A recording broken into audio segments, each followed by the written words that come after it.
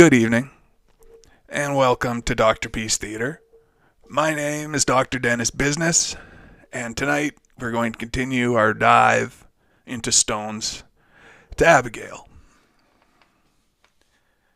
I want you to buckle up and put your literary seatbelts on, because this thing is off the fucking rails.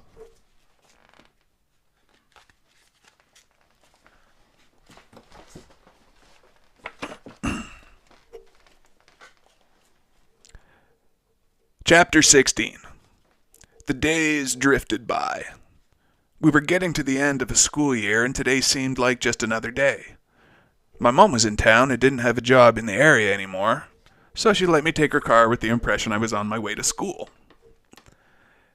Abby and I picked Davis up on the way, for the third day in a row. Only this time, we felt like exploring the surrounding area instead of going to school.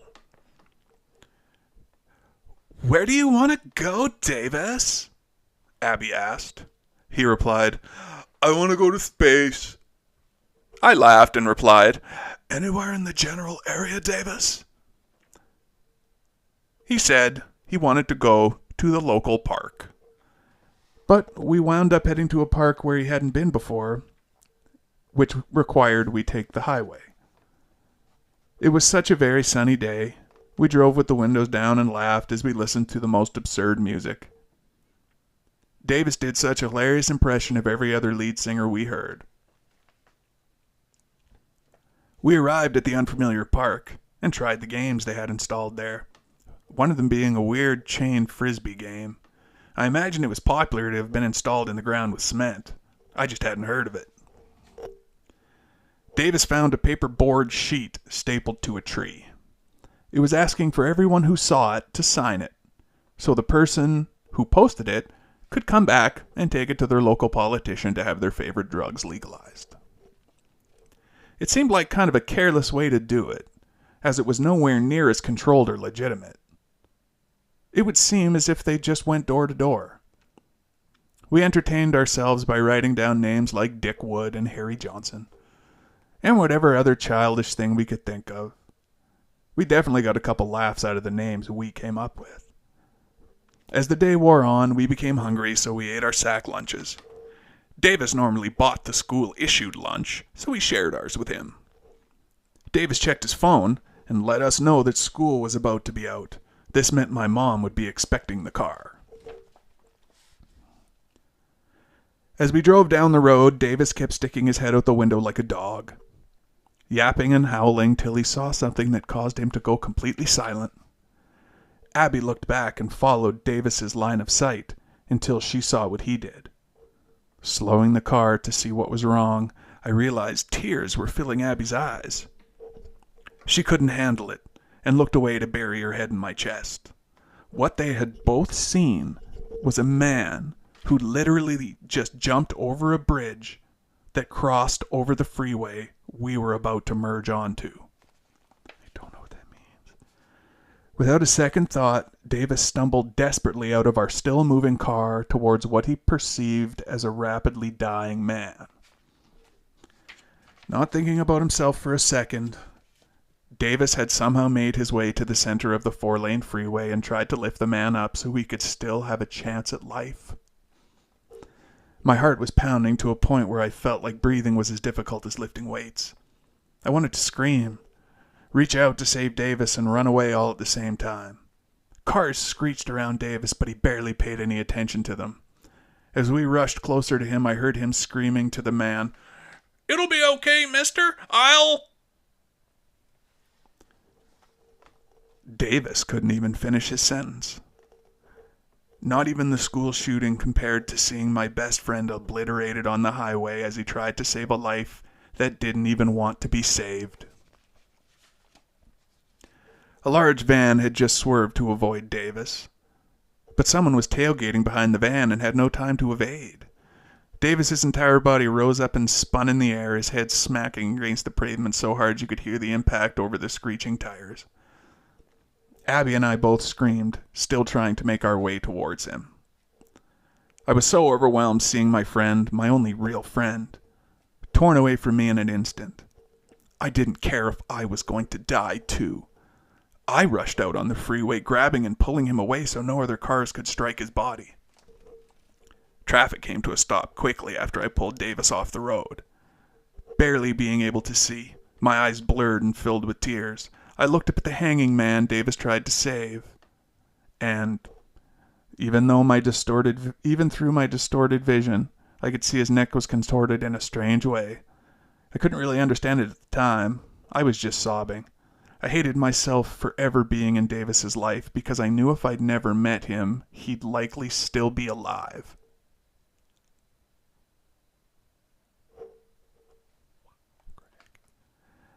So many thoughts rushed into my mind as I held Davis, whose body remained completely limp, his neck further back behind his shoulders than I feel comfortable admitting. He was going to change so many lives. He was going to share his happiness and humor with the world. I always thought he was bound for amazing things, and I kept reminding myself of the reality that he would have done those things if I had never been born. How could I not blame myself? I had never hated myself more than I did in that moment.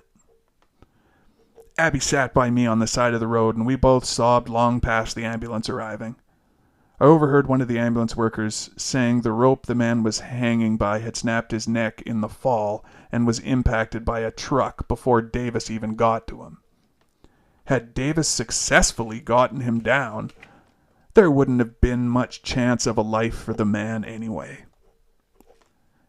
Abby and I had to endure them telling us Davis had also died almost immediately when his head smacked against the road. They were telling us we were holding a boy who had passed long before they arrived. I couldn't stop crying no matter how hard I tried. One of my only friends was erased from my life, from the world itself, in an instant. After they took Davis away, I walked back to the car and laid in the back seat. Abby tried to talk to me, but I couldn't say anything.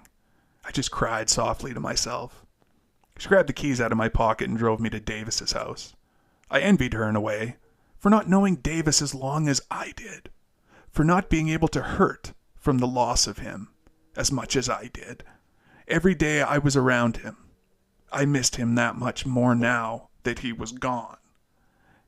He had made a place for himself in my heart, and now all that was left was a sad shadow-consumed hole. Abby knew we had to make sure the hospital had called Davis's parents about what had happened, but as we arrived, both their cars were still in the driveway. I couldn't walk, so I just sat outside our car, leaning up against the back wheels as Abby approached their front door. She rang the doorbell, and Davis's mom answered. Davis's mom carried a smile for only a moment, until she realized both Abby and I were crying. She asked where Davis was because she knew we picked him up earlier that day, and that's when we heard the phone start to ring in the background. Davis's mom had put everything together in a matter of seconds and began screaming with an intensity I had never heard before. She ran over to me screaming as I remained hunched over, unable to move. "What did you do? What did you do? Where's Davis? What did you do?" I just kept crying. I had no words. She screamed, "God damn it, don't you do this to me! He loved you, and you do this to me!" She ran back into her house to answer the still ringing phone. I was completely lost inside my own head. I had no escape. I had only the same images playing over and over again. I feel powerless, and I couldn't stop saying I hate you to myself over and over in my own mind. Had Abby not been there, I would have never made it home that night. She was all I had left.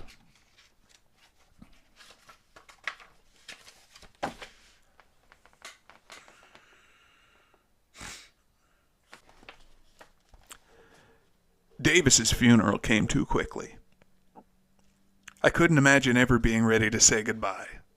Sometimes I felt like it would be so much easier had it just been me. But then I would imagine Abby being left alone and felt even more pain. I can't find solace in grand gestures of self-sacrifice, as it would mean hurting everyone else I love. Yet I'm struggling to accept the very reality that surrounds me.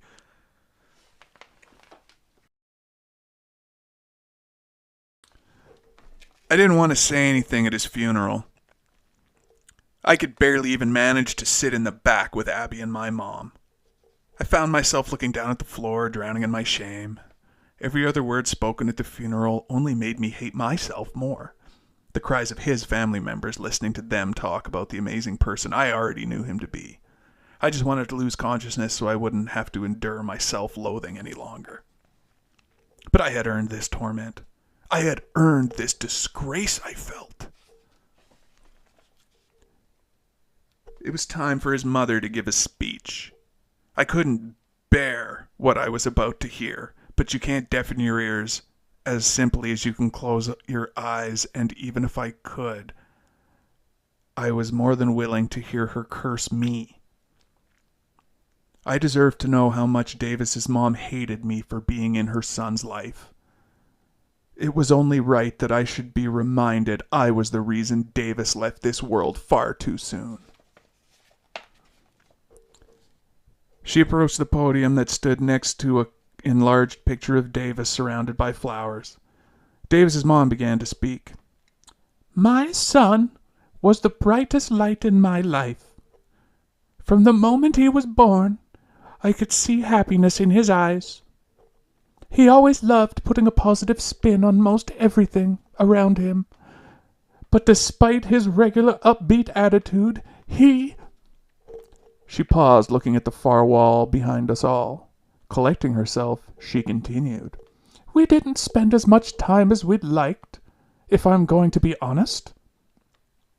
I assumed, like many parents, that I would never see my child pass before I did. She paused again, looking down at her hands, firmly grasping the podium. She said, His father and I worked a lot. A ridiculous amount of hours, really.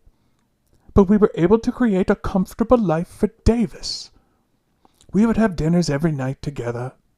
We would talk about everything that was going on at school, only for Davis to return to his room whenever he was not eating with us or participating in some holiday. A lot of people will sugarcoat what person they idealistically believe their kid to be. All I can really tell you is the truth. Our son was literally perfect in every way. That is the complete and utter truth. No denying it whatsoever, he was an angel. She said as the room slightly brightened in its mood. She continued, When I was able to spend quality time with my son, he often spoke of his friend James.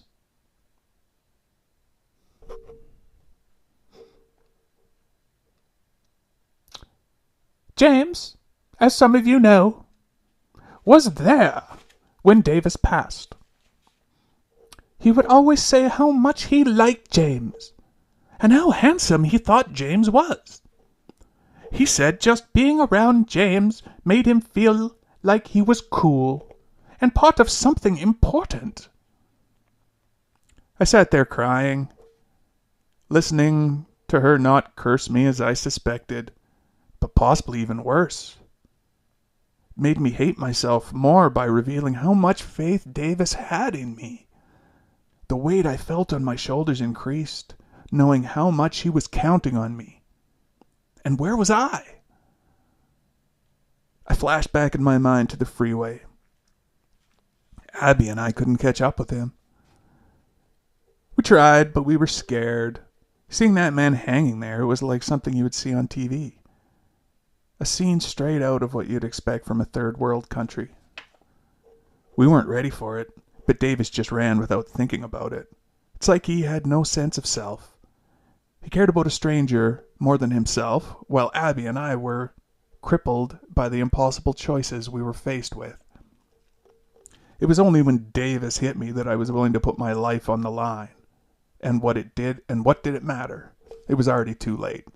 All because someone who gave up on the world and wanted to show them what it felt like in one final act decided to foolishly do to others what others had done to him. The man who jumped from the bridge blamed the world, and in that act, he cursed a heart that was good, that pounded like a mighty drum, the heart of my friend Davis, to cease his song forever. I looked up to see Davis's mom continuing to struggle. She managed to go on. I know James is angry at himself for what happened. I screamed at him when he showed up at my doorstep crying.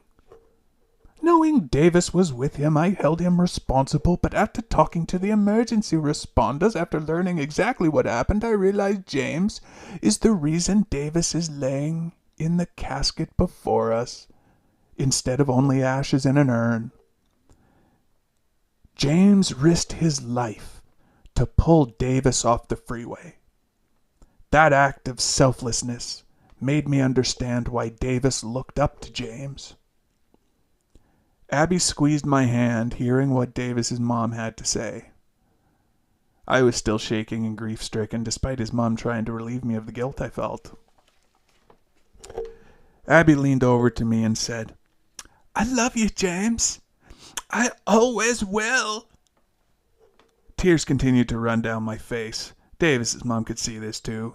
Tears ran down her face, almost in sync with mine. She stepped down the stairs by the podium and walked over to me. I stood up, still looking down and consumed with shame. She wrapped her arms around me, and I could hear other people gasping for air. I assumed this moment was so overwhelming for most everyone, but it was hard to think about much of anyone over the constant self-loathing screams saturating my mind. My tears began to soak into Davis's mom's shoulder. So I lifted my head, only to see her holding a brave but pain-filled smile as she looked upon me with tear-filled eyes. Davis's mom then returned up the stair, and I sat back down. I felt awful, but I could feel a small weight lifted, like I was just about to be crushed but saved by a single embrace. Davis's mom concluded her eulogy. I don't want anyone to be angry over what has happened to my son. But sadness is just our way of showing how much we cared for him. I think it's important that we all remember there are pieces of my personality, your personality, every personality in this room. They are shared with countless human beings on this planet. Your opinions, feelings, and behaviors are very rarely experienced and expressed by any one individual. Accept it or not, none of us can really die, ever, because every aspect of who we all are exists in our brothers, our sisters, and many complete strangers. Our playfulness, our capacity to love, everything that makes us who we are, is shared with countless human beings, some like us in many ways, others only sharing a few traits. I see Davis's smile in my new husband, she said, looking over to her new husband, who gave a small smile of encouragement as tears ran down his face. I see his eyes in his grandmother. He also had many nerdy hobbies just like her as well. The room gave out a sad laugh as she continued. We are all part of Davis, and Davis is a part of us. Live on knowing. So long as one of us survives, none of us can ever be gone. She concluded now, looking down, tears falling from her eyes to the podium. I love you, Davis. When I miss you, I'll do my best to pay you a visit, through your father, through your grandmother, and if I'm alone, I'll do my best to see whatever part of you I can through myself. Her husband, Davis's father, softly greeted her as she walked off stage. After the service, Davis's mom approached Abby and I and hugged us. She repeatedly reminded me that I was one of the best parts of Davis and that he would want me to be happy. She saw how much I was crying, how wrecked I looked. I couldn't really even say anything to her. All I could do was hug her back and listen.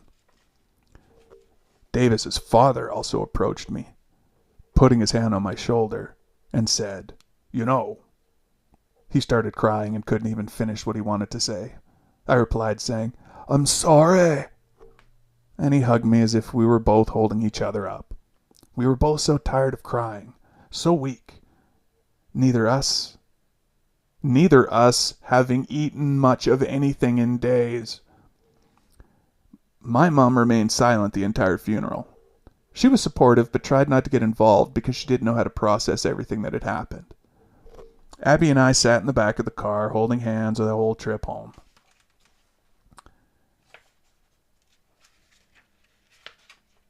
Just as she had many times before, she ran her fingers across the hairs on my hands, trying to comfort me. When we arrived home, I went in my room with Abby. She closed the door and we rested in bed for the remainder of the day in silence. We were emotionally exhausted, and a sleep was a small break from the painful reality which we had come to find ourselves living in.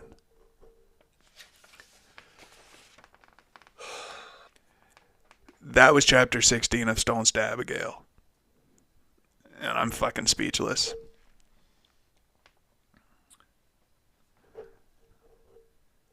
But we'll talk about that later.